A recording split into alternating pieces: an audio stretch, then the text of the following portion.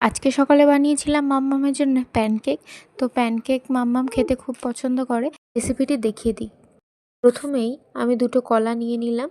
এরপর আমি দেবো এর মধ্যে একটা ডিম, আর সাথে অ্যাড করব কিছুটা নুন আর কয়েক ফোঁটা ভ্যানিলা এসেন্স। এরপর আমি দিয়ে দিলাম ময়দা। ময়দা দেওয়া হয়ে গেছে, ময়দা পরিবর্তে কেউ আটাও দিতে পারো। এরপর আমি দেবো দুধ। দুধটা মেশানো হয়ে গেলে এর মধ্যে আমি এটাকে ভালোভাবে পেস্ট করে নেব। পেস্ট করা হয়ে গেছে, রেডি হয়ে গেছে ব্যাটার। এবার আমরা ঘি একটু ব্রাশ করে নিয়ে এর মধ্যে আমি দিয়ে দেবো ব্যাটারটা। যে যেমন শেপে বানাতে পারো। তো রাউন্ড রাউন্ড শেপগুলো, ছোট ছোট শেপগুলো দেখতে খুবই ভালো লাগে, আর সানা এরকমভাবে খেতে খুবই ভালোবাসে। সব বাচ্চাদেরই একটু ক্রিয়েটিভ জিনিসগুলো বেশি ভালো লাগে। ওদের মতো ছোট ছোট জিনিসগুলো ওদের খেতে খুবই ভালো লাগে। এই যে সব রেডি হয়ে গেছে, এবার দেখুন ও কীভাবে খাচ্ছে। তো এটা ওকে জোর করতে হয় না, ও যতটা খাবার ও নিজে নিজে খেয়ে নেয়।